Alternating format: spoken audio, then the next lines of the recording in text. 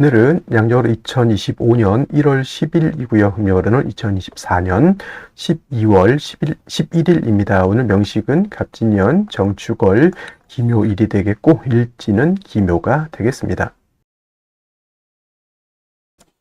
자, 사주팔자 또는 사주 명식을 우리가 분석해서 사람의 길흉을 우리가 판단을 하고, 길한 것은 우리가 추구를 하고요. 그 다음에 흉한 것은 우리가 피해가기 위해서 사주 명리학을 공부를 하게 됩니다. 근데 중요한 것은 그냥 무턱대고 하는 것보다는 핵심을 잡고 큰 줄기를 잡고 사주를 분석할 수 있는 어떤 안목과 우리가 스킬을 안다라고 하면 사주를 조금 더 보다 면밀하고 세심하게 보다 깊이 있게 분석할 수가 있겠죠. 그래서 가장 중요한 8글자 사주팔자 중에서 가장 중요한 것은 일간과 그 다음에 월령이다라고 하는 것, 월지라고 하는 것은 강조해도 이거는 지나치지 않다. 일간이라고 하는 것은 그 사주의 주인공과 같은 것이고요.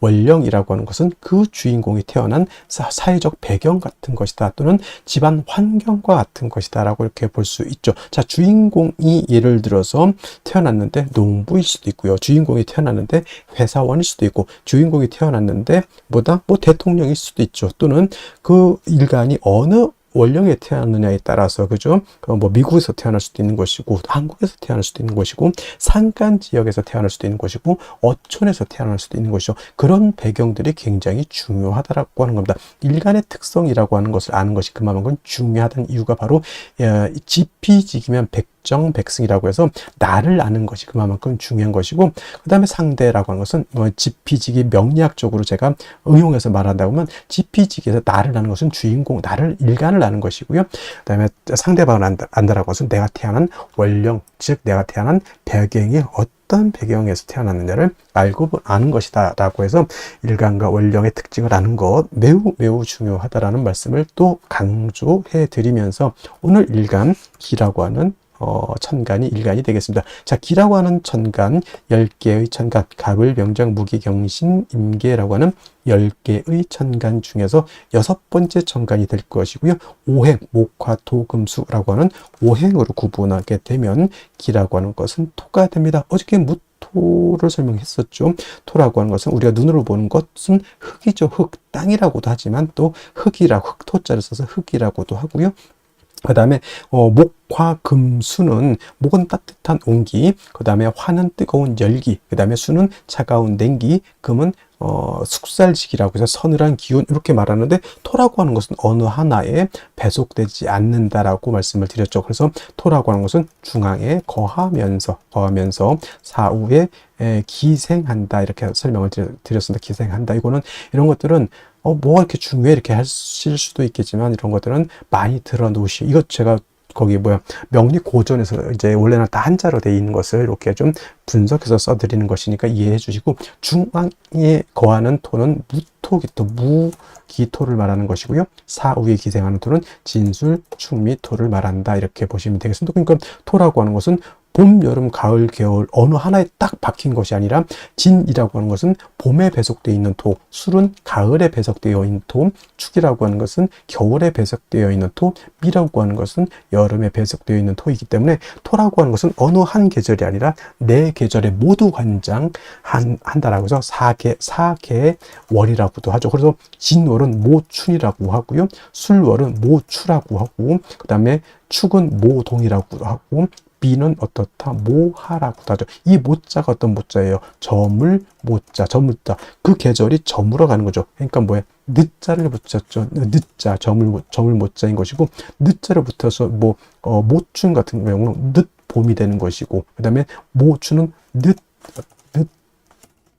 가을이 되는 것이고, 그 다음에 모동은 늦 겨울이 되는 것이고, 그 다음에 봄, 여름, 모하 같은 경우는 늦 여름이 된다, 이렇게 되는 거예요. 좀 모자를 붙일 수도 있고, 개자를 붙여서 개동, 개하 이렇게 또 하고요. 개춘이라고도 이렇게 표현하고, 개축이 아니라 개춘이 되겠죠. 개춘은 늦끝 개자니까 봄의 끝이라고 하는 뜻이다. 그래서 항상 이 진술 충미는 그 계절의 끝을 말하면서 환절기가 되고, 이쪽 계절과 저쪽 계절을 연결시켜주는 그런 완충 작용을 하는 그러한 계절이다라고 보시면 되겠습니다. 그래서 딱히 어느 계절이 아니라 그 모든 계절을 다 관장하는, 쉽게 말하면 오지랖 넓은 오행이 또 토라고 하는 것이다 라고 이렇게 볼 수 있죠. 그래서 토라고 하는 사람들이 사람이 오누독시라고, 사람이 좋습니다. 이쪽 사람도 다 이렇게 좋게 봐주고 저쪽 사람도 다 좋게 봐주고 이쪽과 저쪽을 연결시켜주는 중개업 같은 거를 또 잘 하는 것이 또 무토일간 기토인간이죠. 결혼 중매, 직업 속에서 이런 것들이 있죠. 그 다음에 중개 중매, 예를 들어서 비서실 같은 게, 대통령 비서실 같은 그런 쪽에서도 일하는 사람, 대기업 비서실 같은 것도 해당이 될 수 있겠죠. 이쪽과 저쪽을 연계시켜주는 그런 역할 같은 직업을 하면 잘하는 것이 바로 토일간들이다라고 보시면 되겠습니다. 그 다음에 토라고 하는 것, 색깔은 노란색이 되겠습니다. 색깔 노랑이 되겠고, 목은 파란색, 그 다음에 화는 빨간색, 금은 하얀색, 수는 검정색, 토는 노란색. 그래서 중앙에 있는 나라를 보면 대체적으로, 원래 이게 명리학이 대체적으로 중국에서 나왔잖아요. 그래서 중앙이라고 하는 것은 중국을 뜻하고, 산으로 와서는 곤륜산이라고 해서 저기 에베레스트 산을 세계 중앙으로 이렇게 본다라고 하는 것. 그래서 중국 사람들이 노란색이기 때문에 중국 사람들이 어떤 색깔 좋아하죠? 빨간색을 좋아합니다. 왜냐하면 화생토하죠. 화라고 하는 것은 빨간색, 자기네들은 중앙토 노란색이기 때문에 빨강이 노랑을 도와준다, 이런 개념으로서 중국 사람들이 빨간색을 좋아한다. 물론 진짜 그런지는 모르겠지만 진짜 그 중국 사람들 빨간색 어마무시하게 좋아한다, 이렇게 얘기를 들었고요. 인의 예지신이라고, 오산 중에서는 토라고 하는 것은 믿음을 뜻한다. 이것도 어제가 설명드렸습니다. 왜 믿음이냐? 토라고 하는 것은 안정적이고 항상 그 자리에 버티고 있는 것이 토입니다. 싱크홀이 생겨가지고 땅이 꺼진다거나, 또는 없었던 땅이 생기거나, 없었던 땅이 생기면 좋겠지만은, 포락이라는 단어가 있어요. 포락. 예를 들면 바닷가라든가 강가 같은 데 땅이 있다가 어느 순간 그냥 물에 휩쓸려서 땅이 쑥 없어져 버리는 경우도 있단 말이죠. 그러면 포락지에다가 내가 논이라든가 밭을 이렇게 있었는데 포락지에 땅이 쑥 꺼져 버려서 물 때문에, 그러면 뭐야, 내 논밭이 없어지는 거죠. 그 순간 또 물 때문에 또 땅이 생기는 곳도 없지 않아 있습니다만은, 그래서 토라고 하는 것은 생겼다 없어졌다 이렇게 되면 안 되는 것이고, 항상 그 자리에 늘 오래된 된장처럼 있는 것이 필요하다라고 해서 토라고 하는 것이 믿음을 뜻한다, 이렇게 볼 수가 있겠습니다. 자, 토라고 하는 것 다시 음과 양으로 구분해 볼 수가 있죠. 어저께 무토라고 하는 것을 우리가 공부를 했었습니다. 무토라고 하는 것은 같은 토이지만 무토는 양토가 되는 것이고, 오늘 공부하게 되는 기토라고 하는 것은 음에 해당되는 음토가 됩니다. 그래서 같은 오행인 토라 하더라도 음양의 차이가 있다. 음양이라고 하는 것은 남녀 같은 개념이기 때문에 양은 좀 크고 넓고 좀 방대하고 좀 그러한 좀 동적이고 움직임 크다라고 봤을 때, 음은 좀 정적이면서 작고 아담한 그런 개념으로 보죠. 그래서 무토라고 하는 양토는 어저께 고항토라고 설명을 했습니다. 큰 산맥 같은 거, 산과 산맥은 다르죠. 큰 구름 같은 것, 또는 평야라든가 평야보다 더 멋진 개념이죠. 광야에서라고 하는 노래도 있습니다. 광야. 그래서 이러한 개념으로서 아주 무토는 크고 넓고 높은 개념의 토라고 해서 고항토라고 이렇게 표현하는데, 음토인 기토라고 하는 것은 작은 개념이죠. 전원토라고 합니다. 전원토라고도 하고요. 담장 안에 있는 작은 텃밭과 같다라고 해서 담장토라고 하고, 분토라고도 하죠. 분토라고 하는 것은 작은 화분 속에 담겨져 있는 토. 화분 속에 흙을 담으면 얼마를 담겠습니까? 그죠? 작은 화분 속에 담겨져 있는 토라고 이렇게 보는데, 어저께 공부했던 무토라고 하는 것은 건토, 어저께부터 이렇게 제가 설명 안 드렸던 것 같은데, 무토는 건토라고 이렇게 보고요. 그 다음에 기토라고 하는 것은, 건토는 어떤 토예요? 마른 땅이죠. 말을 조자로 써 조토라고도 이렇게 표현합니다. 반대로 기토라고 하는 것은 물기를 가지고 있는 토가 됩니다. 습토라고 하죠. 그래서 습토인 기토는 습니라고도 하고요. 니사라고도 이렇게 표현합니다. 니사라고 하는 것은 진흙 니자에다가 모래사자, 진흙 있죠. 물기가 있어서 자작자작한 뻘 같은 개념, 갯벌 같은 그런 개념으로 보시면 되겠고요. 습리도 같은 개념입니다. 그래서 우리가 흔히 배울 때 토생금 한다라고 하죠. 토생금. 토가 금을 생할 때 건토는 생금 불능이고요. 습토라야 생금 가능하다라고 하는 것도 여러분들 꼭 기억해 두시면 좋겠습니다. 예를 들면 일간이 경금, 신금, 이거나 경금이나 신금일간이거나 또는 경금, 신금이 용신인데 약해. 그때 토로서 금을 생할 때는 무토로서는 생각이 안 된다는 얘기입니다. 기토 또는 지지로 습토는 진토와 축토라야지만 금을 생할 수 있고 무토 또는 지지로 미토 그 다음에 술토는 생금이 불능하다. 이거는 건토는 금을 생할 수 없다라고 하는 것. 그럼 무토는 뭐다 용도가 없으니까 아니죠. 무토는 술을 갖다가 제할 때 특히나 임수를 제방하는 공력은 기토는 거의 능력이 없다라고 보고요. 임수 큰 물을 갖다가 막는 데는 우리 무토가 있어야지만 물을 막을 수 있다. 우리가 토목공사라고 하죠. 토목공사 그때 느낀 토목공사의 느낌은 기토가 아니라 바로 무토 개념으로 이렇게 생각하시면 되겠습니다. 그래서 기토라고 하는 것은 작은 텃밭이고 무토 같은 경우는 일간이 왕하면 간목, 병화, 개수를 쓴다고 했지만 기토는 작은 텃밭이기 때문에 이미 화초가 심어져 있는 뭘로 본다? 그냥 심어져 있는 화분 같은 것 아니면 화초가 심어져 있는 텃밭 이렇게 생각하시면 돼요. 그래서 굳이 기토가 왕하다 하더라도 간목은 필요가 없겠고 이미 화초가 심어져 있기 때문에 따뜻한 햇볕과 병화와 뭐가 필요하다? 개수만 있다라고 하면 기토로서 용도가 나타날 수 있다. 물론 기토가 간목을 쓰는 경우도 없지 않아 있습니다. 기토가 예를 들어서 진술충묘월에 태어나서 왕하다거나 무토가 정관에 투출을 한다거나 그런 경우에는 예외적으로 간목을 쓰고요. 그 다음에 묘월의 기토는 간목을 쓰는 경우가 있습니다. 그래서 전혀 안 쓴다라고 하는 개념은 아니고요. 무토는 왕하면 무조건 간목을 써야 되지만 기토는 왕하더라도 특별한 경우가 아니고 저는 무토는 일단은 차취하고 병화 개수를 위주로 쓴다 말씀드렸던 것처럼 4, 5, 묘월 뜨거운 여름 같은 때는 개수가 핵심 관건이 되는 것이고요. 해자, 축월, 겨울 같은 경우에는 병화가 핵심 관건이 된다. 이렇게 기억해 두시면 크게 어려움 없이 기토를 이해할 수 있겠다라고 말씀을 드릴 수 있겠습니다.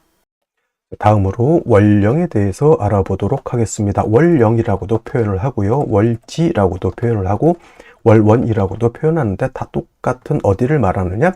월주의 지지를 말한다. 월지, 지지. 그래서 이걸 일단 월령, 월지, 월원이라고도 표현하는데 이 월지가 중요한 이유는 계절의 의미를 내포하고 있다. 계절이라고 하는 것은 봄, 여름, 가을, 겨울, 추나 추동을 말하는 것이고요. 이 계절의 개념이 왜 중요하냐 하면은 사주에서 제일 중요한 왕세와 한열이라고 하는 개념을 가지고 있기 때문에 그렇습니다. 왕세와 한열. 그래서 이 왕세라고 하는 것은 어떤 오행이 왕하냐 약하냐를 놓고 보는 것이고 한열이라고 하는 것은 이 사주가 더우냐 추우냐를 놓고 보는 것인데 대표적으로 사오미월이라고 하는 계절은 하절 여름이 되겠죠. 굉장히 뜨거운 혹서기가 되는 것이고요. 그 다음에 지금 해자 축월 같은 경우에는 이건 동절입니다. 엄동설한의 그러한 계절이 되겠습니다. 엄청나게 춥다라고 하는 것. 그래서 조후라고 하는 개념을 놓고 봤을 때 사오미월과 해자 축월은 조후가 매우 급박하다. 즉 사오미월의 하절에는 수가 있어서 뜨거운 열기를 식혀주는 것이 필요하고요. 해자 축월 같은 동절에는 화가 있어서 뜨거운 열기, 차가운 한기를 갖다가 따뜻하게 해주는 것이 필요하다라고 이렇게 말씀드릴 수가 있습니다. 그래서 해자 축월 같은 경우에는 계절은 동절이라고 하는 것. 그래서 사주라고 하는 것은 보다 중화를 이루어야 된다라고 말씀을 하죠. 중화라고 하는 것은 다른 것이 아니라 이 왕세와 한열을 얼마만큼 잘 조절해서 중화를 이루었느냐를 놓고 보고 중화가 잘 된 사주는 좋은 사주, 즉 우리가 말하는 부귀영화를 누릴 수 있는 그런 사주로 보는 것이고 만약에 한 왕세가 깨져 있거나 한열이 깨져 있다 사주가 그러면 중화를 이루지 못한 그런 사주가 되기 때문에 어떤 사주? 그렇죠. 결코 좋게 볼 수 있는 그런 사주가 아니다라고 하는 것이 관건이 되는데 지금은 계절로 축월이 되겠습니다. 축월이라고 하는 것은 해자 축월을 지금 말씀드리는 거고 그 중에 축월을 말하는 겁니다. 절기로는 소한과 대한으로 이렇게 구분이 되어 있죠. 그래서 소한, 작은 추위, 대한, 큰 추위 이렇게도 보지만 우리가 소한과 대한이 중요한 이유는 월이 바뀌는 기준이 뭐다? 이 소한이 되어야지만 어디에서? 자월에서 지금의 축월로 전환이 되는 것이고, 그 다음에 해자 축월이 모두 동절이죠. 해월은 어떻습니까? 제가 초동이라고도 했고요, 맹동이라고도 표현했고, 자월은 중동이라고 제가 표현을 했고요. 지금 축월 같은 경우에는 어떤 계절? 모동, 늦겨울이라고 하는 개념, 개동이라고도 하고요, 또는 만동이라고도 이렇게 표현을 합니다. 이 개동, 만동 다 같은 뜻이죠. 만동, 늦은 겨울, 개동, 끝의 겨울이, 끝께절에서 끝의 겨울이죠. 다 늦겨울이라고 하는 표현을 쓰게 되는데, 다 해월, 자월, 축월 모두 어떻습니까? 겨울이기 때문에 덜 춥고 더 춥고 개념보다는 일단은 엄동설한이라고 하는 개념을 꼭 머릿속에 기억에 해두시고, 남극 대륙을 연상하는 것이 좋겠다라고 제가 항상 말씀입니다. 한기가 극심한 그런 계절이 되는 것이다 라고 해서 반드시 조후라고 하는 개념을 머릿속에 가지고 있어야 된다. 지금처럼 우리 한국의 기후처럼 뭐 영하 10도, 영하 20도만 돼도 엄청나게 춥잖아요. 저 외국 같은데 저쪽 툰드라 지방에서 사람이 사는 곳이 가장 추운 곳이 영하 72도 에도 사람이 살고 있으면 엄청나게 추운 그런 것, 이런 것을 연상하셔야지만 해자 축월의 사주를 볼 때 쉽게 우리가 이해할 수 있다라고 하는 것. 그 다음에 해자 축이라고 하는 것은 북방이라고 설명을 드렸죠. 북방, 수가 왕한 수왕절이면서 엄동설한이라고 말씀을 드렸는데, 실질적으로 해자월이 수가 왕한 수왕절이 에 반해서 축월은 어떻다? 축월은 토가 왕한 계절이다라고 해서 진월, 그 다음에 수월, 축월, 미월 같은 경우에는 사계월이라고 하죠. 사계절이 아니고 사계월이라고 합니다. 끝계절을 써서 사계월. 그래서 이때는 뭐냐? 인묘진의 진, 그 다음에 사오미의 미, 그 다음에 신유, 술의 술, 그 다음에 해자, 축의 축, 이렇게 해서 진술축미는 그 계절의 끝을 의미하죠. 진은 봄의 끝, 미는 여름의 끝, 그 다음에 술은 가을의 끝, 그 다음에 축은 겨울의 끝이죠. 그래서 토가 왕한 계절이면서 토라고 하는 것, 진술축미는 어떤 환절기의 개념을 가지고 있죠. 어떤 분들이 축토 같은 경우는 토이지만 얘는 수로 봐야 된다라고 하는 그렇게 말씀하시는 분들이 있는데, 이거 잘못된 것이고요. 축토도 당연히 이건 토로 봐야 되는 것이지만은, 예를 들어서 해자축 방합을 형성하는 경우가 있습니다. 이런 경우에는 수가 세력을 얻었다라고는 표현할 수 있지만, 이거 가지고 축토가 수가 된다 이렇게 말씀드릴 수는 없다라고 하는 것. 그 다음에 해월, 자월 과 더불어 축월도 동절이기 때문에 아까 말씀드렸던 것처럼 조후의 개념이 시급하다, 너무 춥기 때문에 따뜻하게 해야 된다. 그래서 조후의 개념이 시급한데, 이때는 뭐가 필요한 거죠? 당연히 화라고 하는 것이 있어서 차가운 기후를 따뜻하게 해야지 만물이 생기생이를 얻을 수 있다. 이때 필요한 조후를 쓰는 화는 음화인 정화보다는 양화인 병화를 얻는 것이 급선무가 된다라고 하는 것까지 여러분들 꼭 기억해 두시기 바랍니다.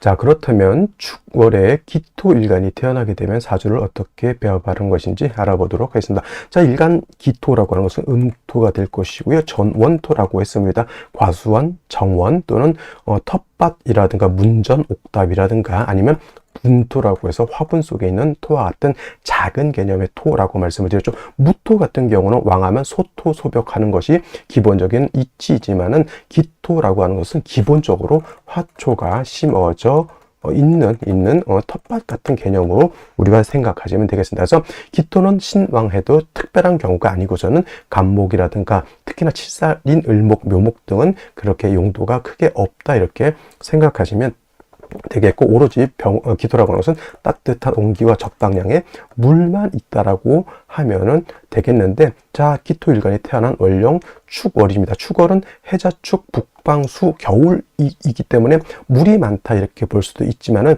실질적으로 수가 왕한 것은 해월과 자월이 수가 왕한 것이고요. 축월은 사계월이라고 말씀을 드려도 진술축묘월은 사계월로서 토가 왕한 계절이 됩니다. 이거는 어떤 분들 축월은 토가 아니라 수로 봐야 된다라고 이렇게 말씀하시는 분들이 있는데, 만약에 이것이 수로 본다라고 하면 제다신약이 되는 것이고, 토로 본다라고 하면 이거는 신왕사주가 되는 것인데, 이거를 수로 봐서 제다신약이 될 리가 있다 없다?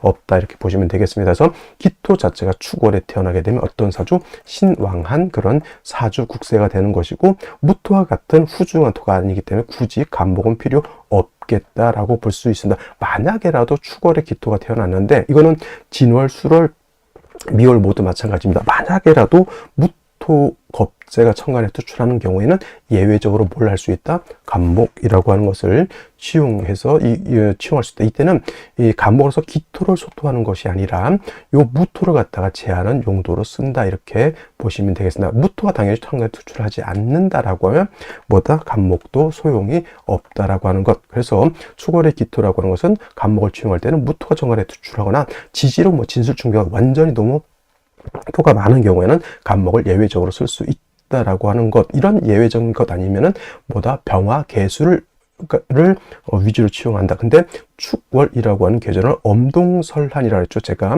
뭐라 그랬습니까? 남극대륙 생각하시라고 말씀드렸습니다. 그래서 축월의 기토 또한 땅이 얼어 있다. 동토가 되어 있기 때문에 뭐가 급선보다 당연히 병화라고 하는 것을 얻어서 텃밭을 녹이고 그 다음에 화초가 심어져 있는 그러한 땅을 갖다가 해동시켜 줘야지만 기토로서의 용도 쓰임이죠. 땅은 얼게 되면은 용도가 없습니다. 겨울에 지금 현재 도심지 사는 사람들은 땅을 밟을 일이 별로 없습니다만은 시골 같은 경우에는 봄, 여름, 가을에는 거기다 여러 가지 꽃도 심고 곡식도 심어서 우리가 이제 먹을 수가 있지만 겨울에 땅이 얼면은 비닐하우스라든가 온실을 만들지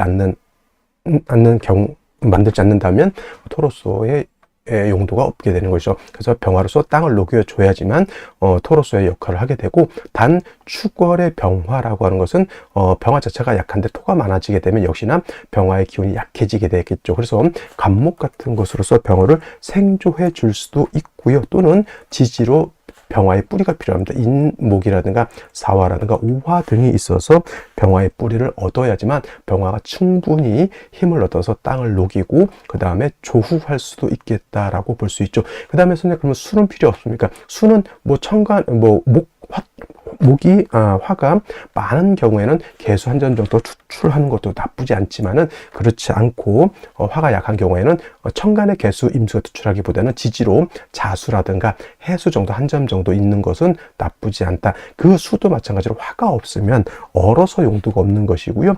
수가 있다라고 하는 전제는 화가 있어서 물이 얼지 않도록 해준다라고 하는 그러한 전제 조건이 있어야 된다. 만약에 축월의 기토가 화가 부족하거나 수가 많아서 땅과 물이 얼게 되는 경우에는 당연히 운은 목화운으로 가서 전체적인 온기를 얻어야지만 발전할 수 있다라고 보는 겁니다. 그래서 사주를 보는 경우에는 사주 원국도 중요하지만 이 사주가 어떤 대운의 흐름을 얻어야지 발전할 수 있냐. 사주가 좋아도 대운이 나쁘면 그거는 좋은 사주가 아니다라고 볼 수가 있는 것이죠. 자, 축월의 기토 반드시 병화를 얻어야 되고요. 이 병화는 약하기 때문에 지지로 인사오등의 뿌리를 얻거나 간목의 생조를 받아야지만 충분히 해동할 수 있겠다. 수라고 하는 것은 화가 많은 경우에는 천간에 투출을 해도 상관은 없지만 화가 좀 부족한 경우에는 천간에 투출한 것보다는 지지로 한 점 정도 있는 것이 바람직하겠다. 이렇게 정리를 해두시면 되겠습니다. 다시 오늘의 명식을 살펴보도록 하겠습니다. 자, 일간, 기토일간이 되겠고요. 기토일간이 태어난 월령은 축월이 되겠습니다. 항상 일간과 월령이라고 하는 것이 어떤 것이냐를 먼저 살펴보시고요. 세 번째로 격국과 용신이라고 하는 개념도 알아볼 필요가 있겠습니다. 격국이라고 하는 것은 사주의 틀을 보는 것입니다. 사주가 어떻게 구성이 돼서 서로 견제와 균형을 이루고 있느냐, 이것이 격과 국을 보는 것이고요.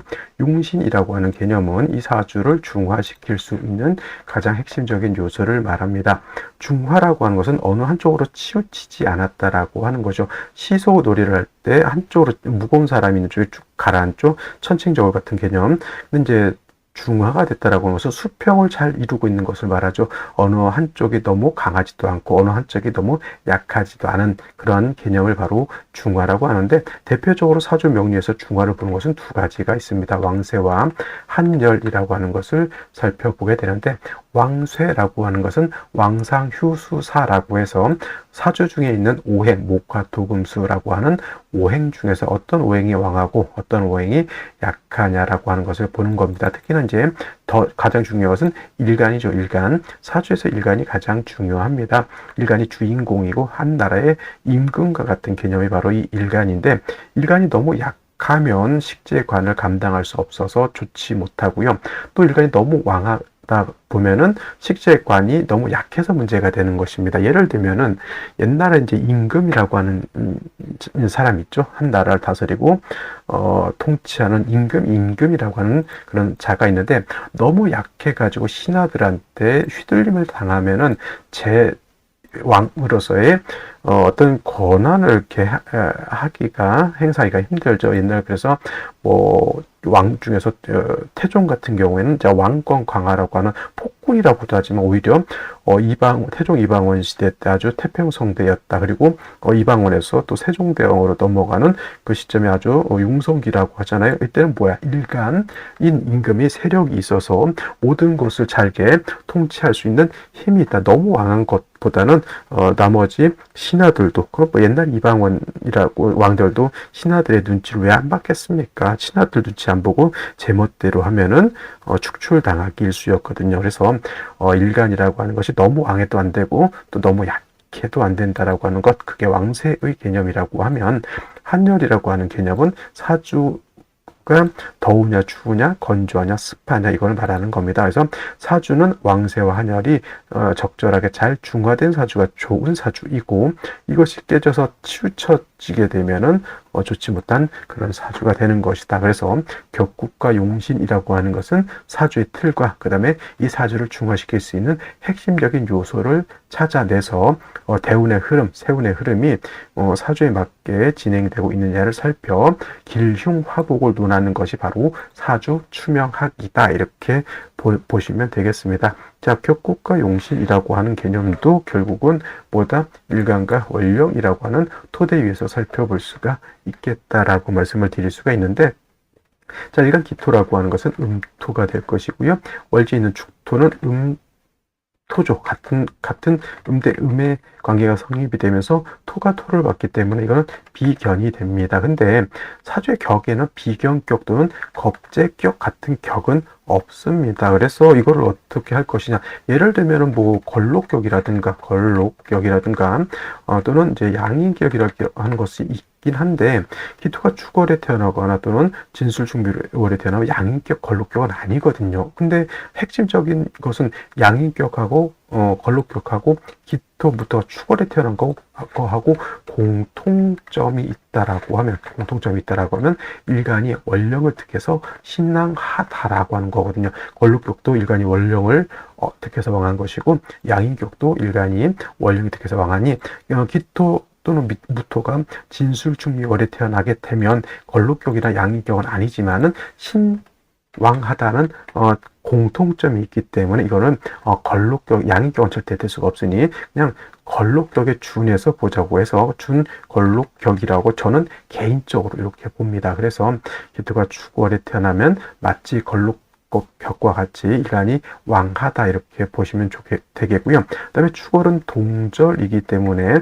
다른 계절에 비해 해자 축월은 동절이기 때문에 몹시 한기가 극심해서 춥다, 땅이 얼어서 동토가 된다 이렇게 볼 수가 있는 것이죠. 그래서 축월에 기토가 나게 되면 일단은 뭐가 있어줘야 되는 거예요. 화가 있어서 따뜻하게 조후를 해야지만 땅이 얼지 않고 해동이 돼야지만 그 땅에다가 하다못해 나무라도 심고 씨앗이라도 심어서 우리가 나물이라도 캐먹을 수 있는 것이 바로 해동이죠. 그래서 겨울 같은데 땅이 땡땡땡땡 얼어 있다가 봄에 햇볕이 따뜻해질 때 냉이라든가 쑥 같은 것이 이제 여기서 파릇파릇 올라오잖아요. 그때 이제 냉이랑 이게 쑥을 뜯어다가 쑥 버무리도 해먹고 냉이국도 해먹고 냉이지짐도 해먹고 하면 굉장히 맛이 있습니다. 그건 뭐야?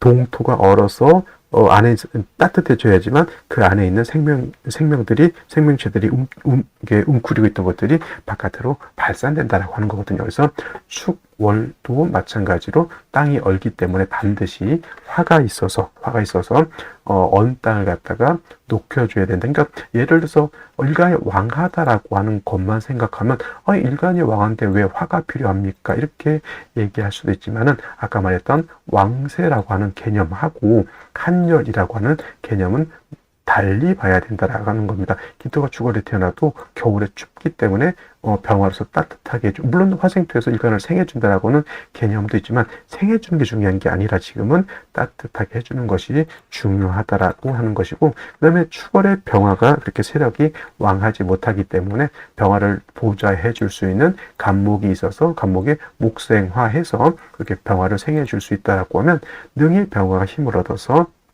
천하를 따뜻하게 해줄 수 있을 것이다. 이제 목화토가 이제 세력을 얻어서 사주가 이제 건조해지게 되면 지지로 해자수, 또 해수라든가 자수 등이 한 점 정도 있는 것은 나쁘지 않지만은 해자축월에 임계수가 천간에 투출하거나 지지로 수국을 형성하는 것은 좋게 볼 수가 없다. 이렇게 보시면 되겠습니다. 그래서 가장 큰 관건 해자축월의 기토는 화가 있느냐 없느냐, 특히나 정화보다는 병화를 얻는 것이 더욱더 좋다, 이렇게 말씀을 드릴 수가 있겠습니다. 자, 연지 보도록 하겠습니다. 진토를 얻었습니다. 자, 이거는 비견이고 이거는 겁재가 되겠죠. 비견 겁재를 굳이 나눌 필요는 없고, 추월의 토가 왕한데 진토까지 봐서 뭐다, 일간 기토는 더욱더 세력을 얻었다라고 하지만 화가 없으면 토가 아무리 왕해도 동토가 되는 것을 면할 수 없다. 축토도 얼었고요, 진토도 얼었고요, 그 다음에 기토도 얼어있다. 반드시 해동, 화가 있어서 해동해야지만 기토로서의 용도, 쓰임이 나타날 수 있겠다라고 보는데, 일지에서 묘목을 봐서 기묘일주죠. 그리고 간목이 천간에 이렇게 투출되어 있기 때문에 간목은 진에 통근 가능합니다. 간목은 묘에도 당연히 통근하죠. 이렇게만 보면 두 가지 오행만 있습니다. 뭐죠? 목과 토가 있죠. 목과 토에서 두 개가 이제 서로 상전, 싸우고 있는 상태라고 보여지는데, 자, 월간에 이렇게 정화가 이렇게 투출되어 있으니 목생화, 화생토에서 서로 통과하는, 이것이 이제 병화였으면 조금 더 좋았을 것이나 이것이 음화인 정화인 것이 조금 못내 아쉽긴 하더라도 일단 토목이 서로 싸우고 있다. 이걸 좀 전문용어로 토목 교봉이라고 이렇게 표현을 합니다. 서로 첨예하게 싸우고 있는데 정화가 서로 둘 사이를 화해시키고 있다. 이걸 갖다가 통관시키고 있다고 해서 통관용신이라고 표현을 하죠. 이렇게 되면 일단 갖출 건 갖췄습니다. 일간도 왕하고 화도 갖췄고 화를 생겨주는 목도 갖췄다. 수도 축중기에서 진중기수 있으면 그렇게까지 왕할 필요도 없다, 이렇게 볼 수 있죠. 생시에서 이제 어떤 생시가 오느냐에 따라서 가중가감이 될 수는 있겠는데, 그건 이제 생시를 보면서 설명드리도록 하겠습니다. 자, 생시 보도록 하겠습니다. 제일 먼저 갑자시를 보도록 하겠습니다. 추월의 동절이라고 말씀을 드렸습니다. 겨울이고요. 한기가 극심해서 땅이 얼고 나무가 얼고 물이 얼게 되겠죠. 뿌리가 없는 정화만 가지고는 이 전체를 해동하기는 매우 부족한데, 연지에서 이제 시지에서 자수를 얻었기 때문에 한기가 더 가중된다라고 볼 수가 있겠고, 간목이 있어서 또 정화를 생겨주는 것은 나쁘지 않겠지만은 역시나 이거는 정화 자체가 뿌리가 없고 너무너무 약하다라고 하는 단점이 있습니다. 운은 어디로 가야 될까요? 당연히 화가 부족하다 보니 목화운으로 행하는 것이 좋겠다. 그럼 용신은 뭐가 된다는 얘기예요? 화가 용신이 된다라고 하는 것이고, 갑자시 봤으니까 갑술시 같은 경우에는 이거는 자수가 아니죠. 술토죠. 잘 보면 이렇게 보면은, 자, 수는 축중개수, 진중개수밖에 없어요. 근데 화가 충분하냐? 그것도 아니죠. 물론 묘술이 화라고 하지만은 이거는 그렇게까지 화가 왕한 것으로 볼 수는 없죠. 그러니까 화가 없으니까 그 한기가 가신 건 아닌데, 아까 내가 뭘 본다 했어요? 한난 조습을 본다 그랬잖아요. 이렇게 되면은 추워요. 추운데 습한 것이 아니라 추운데 건조한 거거든, 이게 문제가. 그러니까 이런 경우를 예를 들어서 목화운으로 간다 그러면 수기가 부족해지는 것이고, 금수운으로 간다 하면 사주가 추워지는 것이 문제가 되는 거예요. 그래서 오늘 같은 경우 갑술시는 어느 모로 보나 택해서는 안 되는 생시라고 볼 수밖에 없는 것이 바로 이 갑술시가 되는 것이고, 그 다음에 을축시라든가 이제 을해시가 있죠. 을축시라든가 을해시가 이렇게 있는데,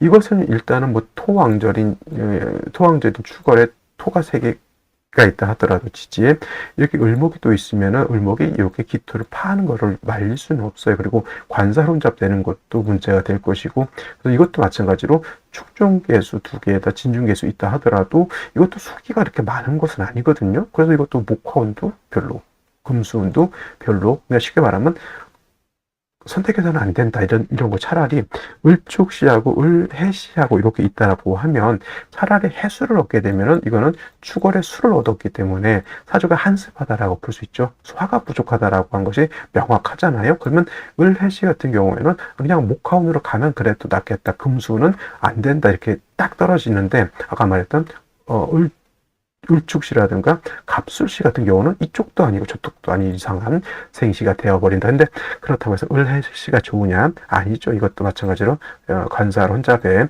7살 을목이 청하에 투출되는 것은 썩 좋아 보이지 않는다라고 하는 것. 차라리 병인시 같은 경우에는 목이 많다 하더라도 정화도 있고 병화도 있죠. 근데 더 중요한 건 뭐예요? 병화, 정화가 인을 보는 순간 병정화가 인의 뿌리를 두기 때문에 화가 약하지 않다라고 하는 점이죠. 그러니까 이거는 축중계수, 진순계수 가지고는 좀 부족하다 보니 병화를 얻어서 충분히 조우가 가능하다 보니 이거는 금수운으로 가는 것이 좋겠다. 딱 이렇게 오늘 같은 경우 아까 말했던 갑자, 을축 예를 들면 갑술, 을해 이런 것보다 병인시 정도 되면은 괜찮은 생시인데 운은 목화운보다는 금수운이 좋겠다 이렇게 보는 것이고, 정묘시는 병인시하고 비교해 보면 굉장히 많이 좀 격이 진다라고 보시면 되겠고, 기사시 같은 경우에도 기토가 투출되어 있죠. 이거는 뭐 솔직한 말로 기토 일간 입장에서 기토가 다시 있는 것은 제가 봤을 때는 사족 같은 개념, 뭐 있으나 없으나 그냥 그런 개념인데, 중요한 건 축월인 동절의 사화를 얻었다라고 하는 점. 물론 아까처럼 병화가 청화에 투출되면 더욱 좋았겠지만은 병화 아닌 정화가 이제 투출되어 있고, 이것도 따지고 보면 환을 충분하진 않지만 화를 얻었기 때문에 수가 부족한 그런 구조라고 볼 수가 있어요. 그래서 이것도 목화운으로 가기보다는 금수운으로 가는 것이 제가 봤을 땐 좀 더 합리적이라고 보여지고요. 경오시 같은 경우에도 자 축월에 경금 봤으니까 춥다. 물론 금수가 음이기 때문에 추울 수는 있지만은 이거는 수가 많아진 건 아니거든요. 만약에 청간에 개수 임수가 있는데 경금이 있다. 이거는 당연히 한습해지는 거있기 때문에 목화운으로 가지만 수는 없어요. 수는 없다니까. 그러니까 기온은 하강되어 있는데 습한 것이 아니라 건조한 거예요. 어느 정도. 그래서 이런 것들도 화가 충분하진 않지만 금수운으로 간다는데 이게 중요한 게 화가 충분할 때 수운으로 가는 금수운으로 가는 거하고 화가 충분하진 않은 상태에서 금수운으로 가는 거 어떤 게 더 좋을까요? 당연히 화가 충분한 상태에서 금수운으로 가는 것이 훨씬 더 좋을 것이라는 생각이 들고요.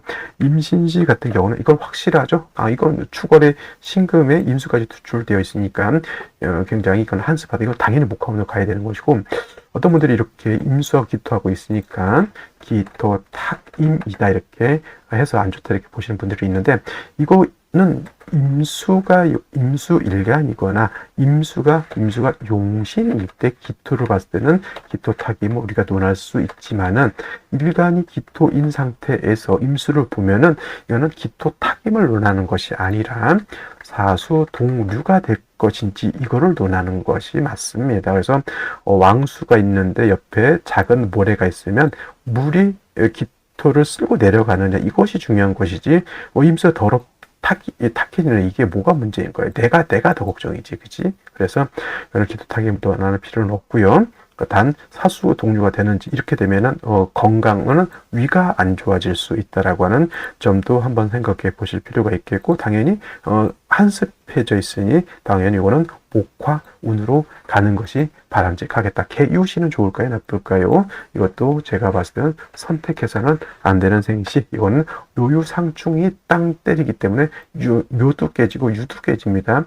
선생님 어차피 필요 없는 것들이니까 둘이 깨지는 것이 좋지 않을까 이렇게 말씀하시는 분들도 있는데, 일단 충이 돼서 뭐라도 하나 깨지면 솔직히 말로 8개를 가지고 내가 써야 되는데 2개가 없어지고 6개 가지고 그냥 한다 이렇게. 자 지금 헌재에서 9명의 재판관이 판결을 내려야 되는데 6명이 있다가 2명이 더 해서 8명이 된 겁니다. 자, 사주도 8글자가 이렇게 다 있어야 되는데 충일했으면 2개는 못 쓴다는 얘기잖아요. 그러면은 이 2개를 빼고 나머지 가지고 먹고 살아야 되는데 굳이 저 축을 만들 필요가 있겠냐고요. 그죠? 그럴 필요가 없다. 그리고 이거 유축해금이 되고 또는 진유합금이 되니까 묘유충이 안 된다 이렇게 보시는 분들도 있는데 개뿔 아니고요. 이건 묘유충입니다. 그래서 묘유충이 되는 것은 매우 좋지 못하다라는 말씀을 드리면서 오늘 강의는 마치고요. 내일 또 찾아뵙도록 하겠습니다. 감사합니다.